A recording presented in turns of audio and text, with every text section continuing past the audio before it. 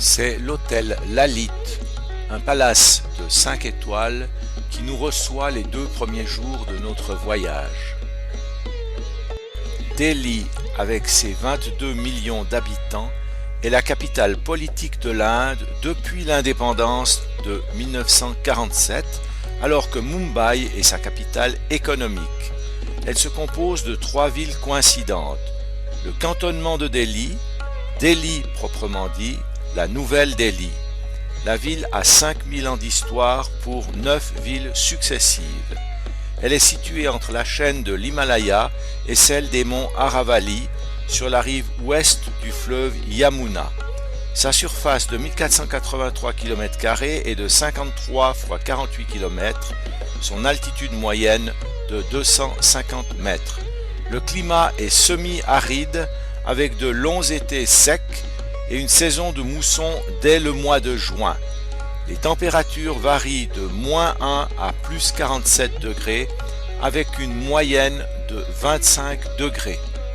Nous traversons maintenant les quartiers chics et modernes de Delhi avec ses routes bien goudronnées, ses trottoirs, ce qui est loin d'être la règle en Inde.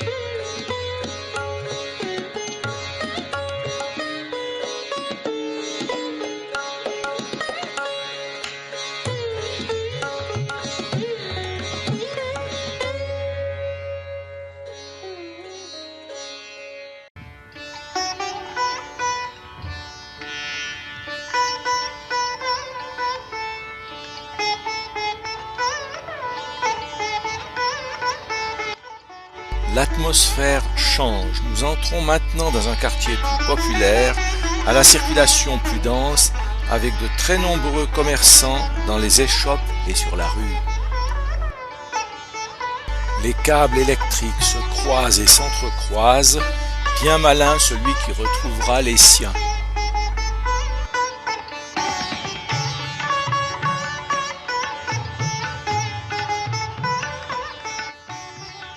Visite de la mosquée Jama Masjid.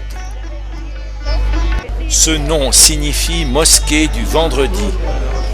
C'est la plus grande de l'Inde, pouvant accueillir 25 000 fidèles.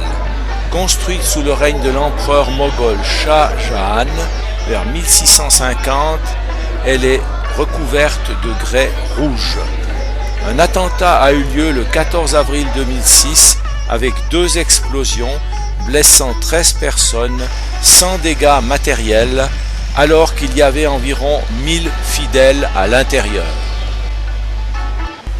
La répartition des religions est la suivante: hindouisme 80%, islam 13,7%, bouddhisme 0,8%, jain 0,5%, chrétiens et juifs 2,5%. Avec ses 170 millions de fidèles musulmans, l'Inde est le 3e pays musulman au monde après l'Indonésie et le Pakistan. La très forte natalité des musulmans va cependant augmenter très nettement ces chiffres.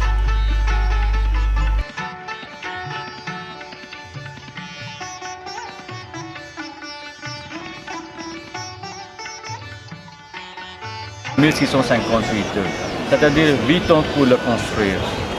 C'était un empereur moghol qui s'appelle Shah Jahan. D'accord? Comme on parle d'empereur, on parle de moghol. C'est une dynastie qui était fondée par un envahisseur, Babur. D'accord? Le descendant de Tamerlan et de Genghis Khan. D'accord? Donc il avait fondé sa dynastie en 1526 à Delhi. Mais en 1530, il était décédé comme il était malade ou à cause de l'opium, comme il était nacro. D'accord? Il était faible, donc il n'a pas pu résister et il était mort juste 4 ans après le règne.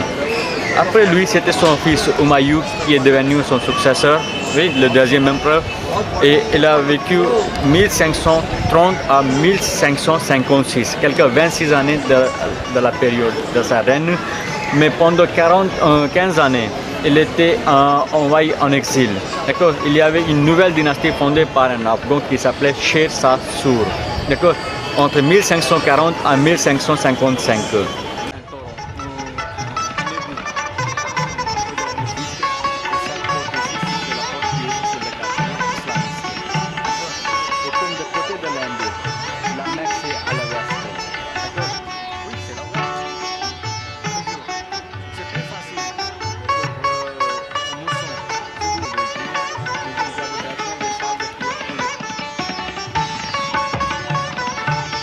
Voici un magnifique minaret. Regardez-le bien, nous ne sommes pas près d'en voir un pareil en Suisse.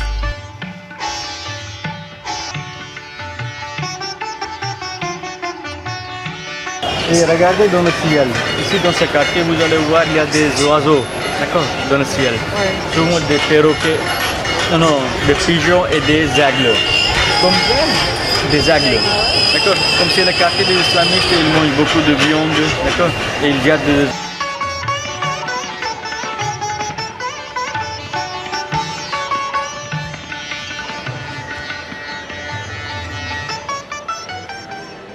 À la différence des mosquées du Maghreb, de la Turquie, de la Malaisie, de l'Indonésie et d'autres pays, en Inde, ces édifices peuvent être visités, déchaussés par les non-musulmans.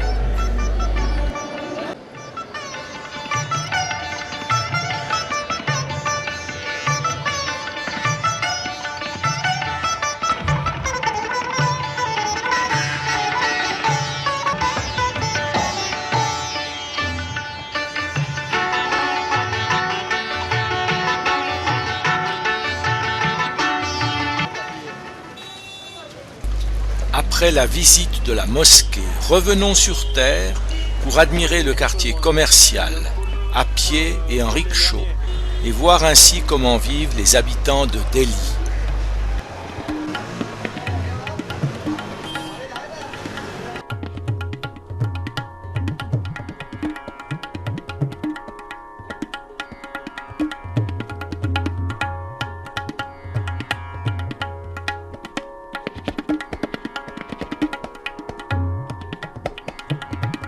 Toujours cette électrification à même la rue.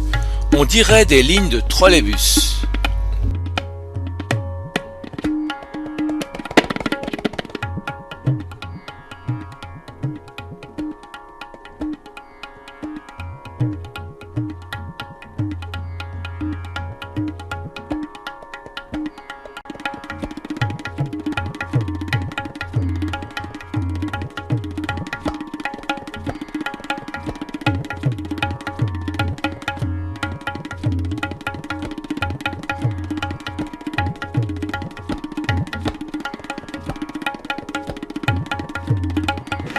C'est pour le mariage, pour le marié.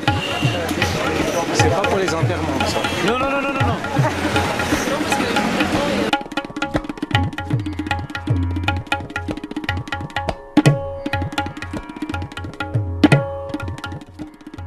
Le commerçant attend le client. Il semble que malgré la concurrence, le métier se porte bien.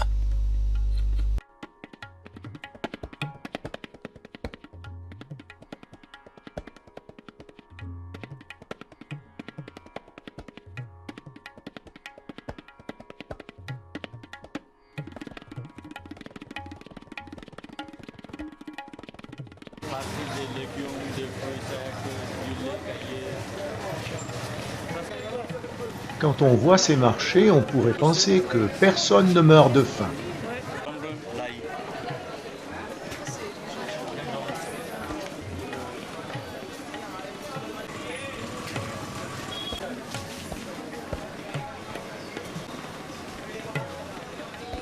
Fausse pierre de Delhi.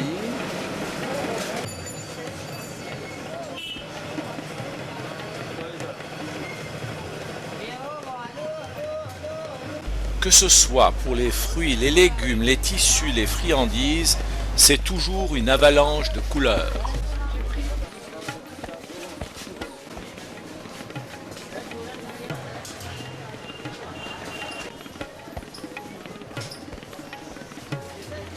Dans ce pays, Ce sont les hommes qui font la couture, lavent et repassent le linge.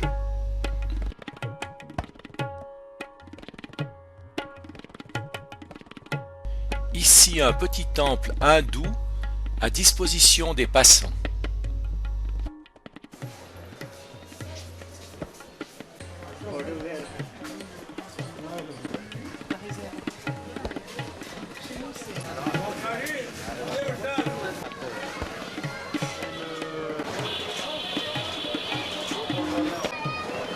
Le bus scolaire.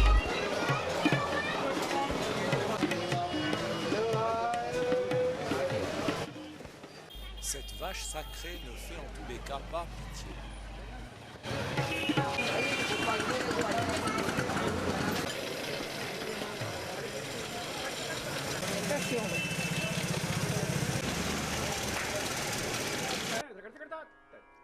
Nous sommes maintenant dans le quartier musulman.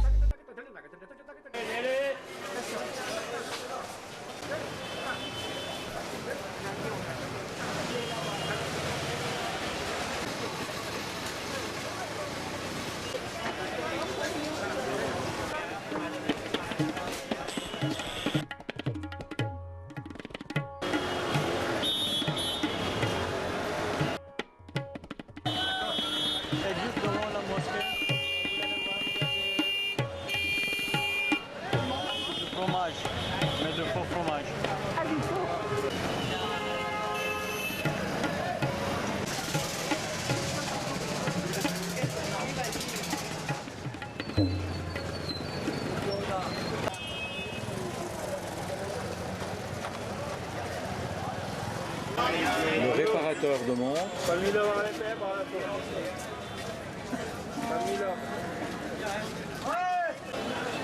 Les masques servent à se protéger de l'odeur forte des épices, en particulier des piments qui font tousser.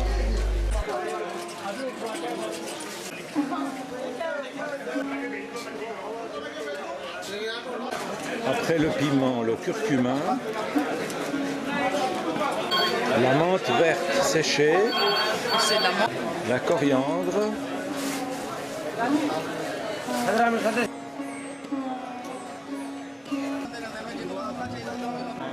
Les savons belges. Les sucreries.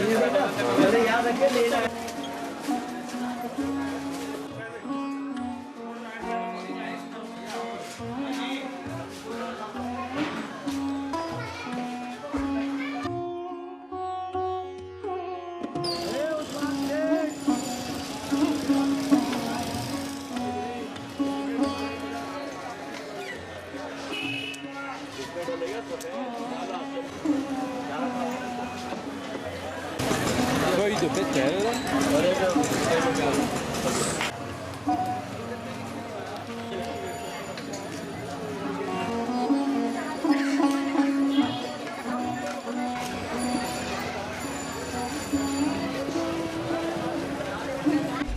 Ce n'est pas que nous soyons fatigués, mais le temps est venu de goûter au rickshaw, appelé pousse-pousse en français, piloté avec un guidon et mu à la force des mollets. Le chauffeur n'est souvent pas le propriétaire du véhicule. Il y a place pour 2 personnes à l'arrière qui est ou non couvert d'un toit rigide. Aujourd'hui, il y a surtout des autorickshaws appelés tuk-tuk par les touristes. On en compte 900 000 rien qu'à Delhi. C'est le taxi local.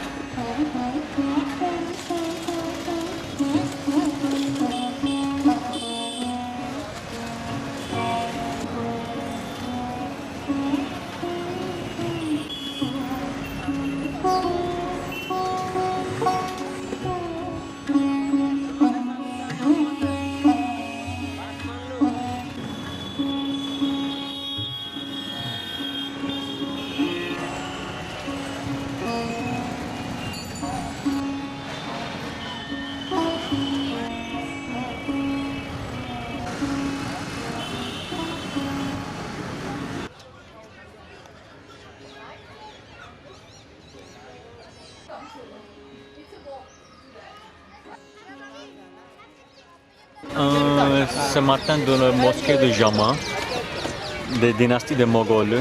J'ai parlé du deuxième empereur qui s'appelle Humayun. Humayun, il était devenu empereur en 1530 et il était décédé en 1556. Quelques 26 années de la règne de Humayun.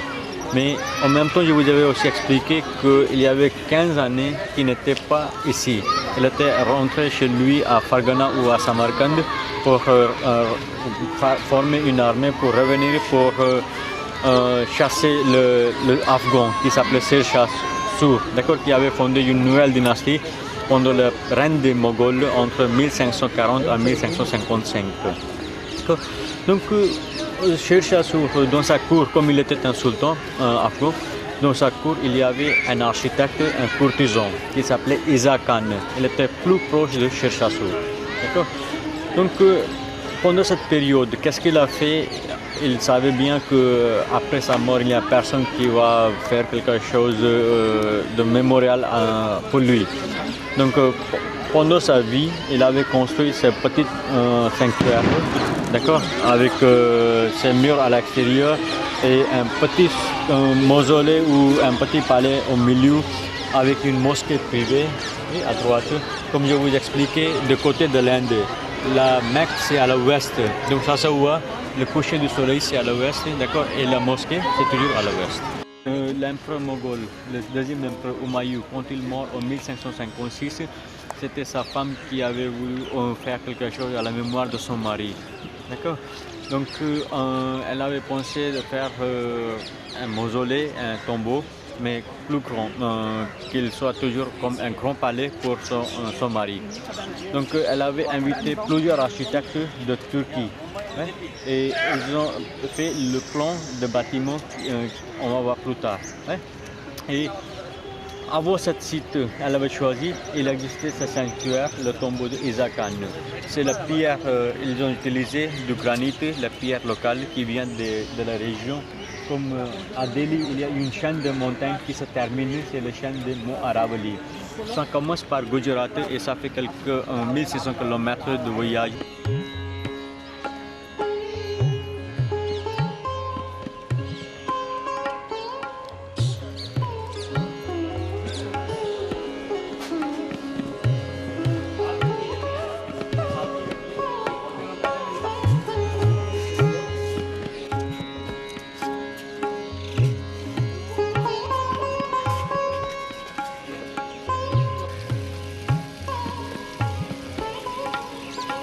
L'empereur Humayun entre 1662 67 à peu près à 72, d'accord, quelques 5 ou 7 années pour l'achever. Et c'était des architectes turcs qui ont dessiné le plan de ce mausolée. Comme chez les musulmans, on utilise souvent le mausolée, ça veut dire l'endroit où on a l'enterrement. Mais parfois on se trompe avec le bâtiment, comme ça ressemble beaucoup à un temple hindouiste. Donc ça c'est le modèle d'un temple hindouiste du Nord. Mais comme au XVIIe siècle, le 6e empereur moghol Aurangzeb, il avait démoli à peu près 10 000 temples hindouistes de même architecture. Donc on n'a aucune idée si les temples hindouistes rassemblaient comme ça ou c'était différent de l'architecture. Je me...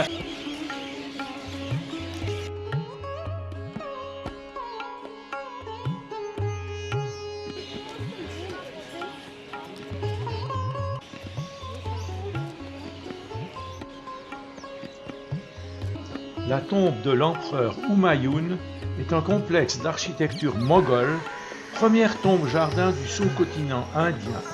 On y trouve, à part cet empereur, ses épouses et d'autres membres de la famille. Les monuments sont en grès rouge, les jardins sont de style persan.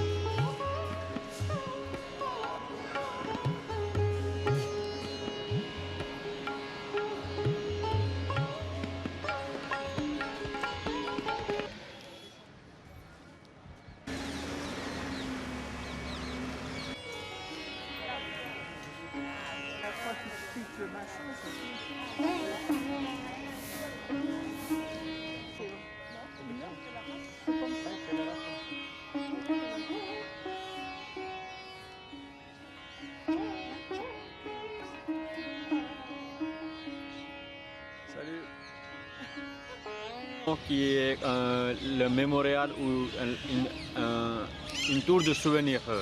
Ça a été construit au XIIe siècle. D'accord? Il y a déjà 8 siècles passés et ça résiste toujours. Toujours debout. Oui, toujours debout. Il y a plusieurs tremblements de terre. Et ça résiste. Il a résisté toujours, ce minaret. Donc l'histoire de ce minaret, comme il y avait un sultan qui s'appelle Mohammed de Gor. Il avait la première invasion dans le nord de l'Inde en 1192 et il était arrivé avec une armée de 7000 ou 8000 soldats. D'accord?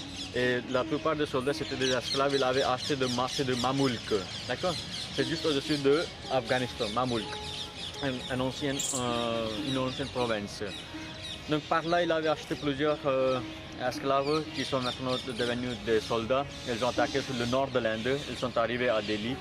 Où nous sommes maintenant, c'était une ville fortifiée. Elle s'appelait cette ville Lal Kot. D'accord? Et des renseignements, des nouvelles que les hindous ils gardent leurs trésors dans les temples. Pourquoi? Comme c'était le seul endroit où l'argent ou la fortune d'une personne était protégée. Comme la plupart des voleurs, ils avaient peur de Dieu. D'accord? Donc ils volaient des maisons, ils pouvaient cambrioler les maisons, mais ils n'entraient jamais dans le temple pour chercher l'argent. D'accord?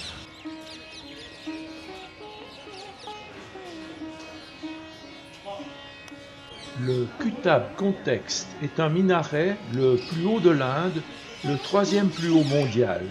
Il mesure 72,5 mètres de haut avec 379 marches. Sa base a un diamètre de 14,3 mètres qui est encore de 2,7 mètres à son sommet. Il est construit en grès rouge sauf les 2 derniers étages qui sont en marbre blanc. Comme ornement, on a les versets du Coran sur ses faces.